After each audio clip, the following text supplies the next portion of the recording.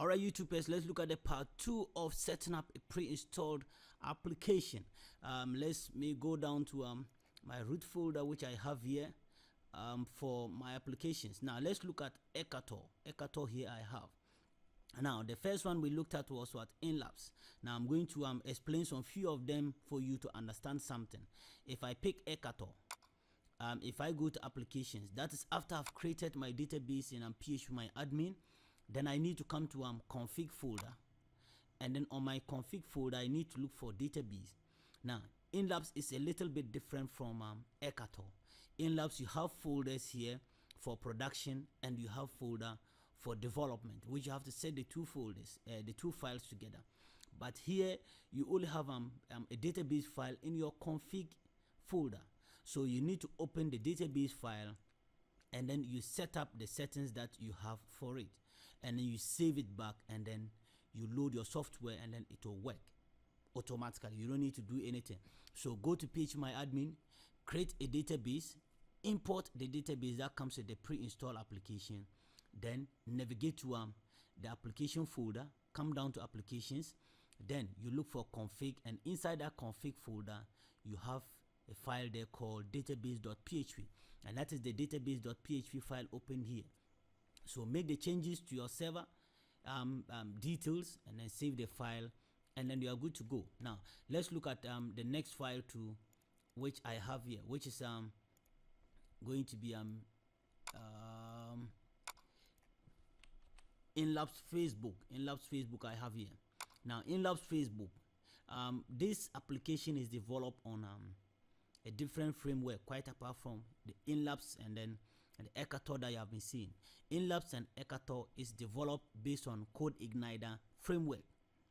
Now InLabs Facebook is developed on a framework called Laravel.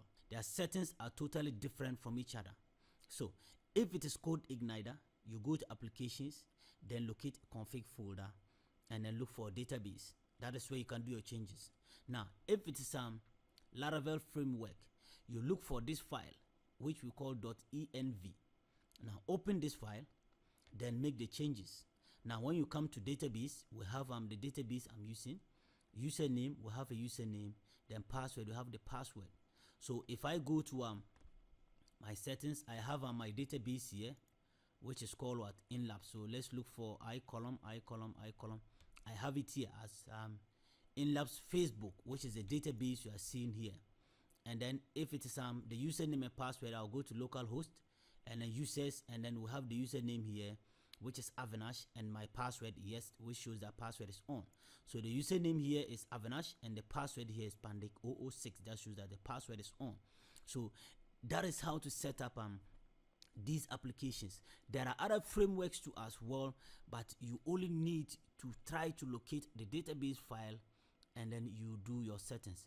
If it is also a core PHP development form, then the file name will either be called database, or the person can decide to name it as DB and so forth, or connect, or maybe connection or something like that. So you try as much as possible to locate that particular file and make the changes on that particular file, so that your application will be able to connect to your server and access the right database which all the information is on it, and then you can start using your application.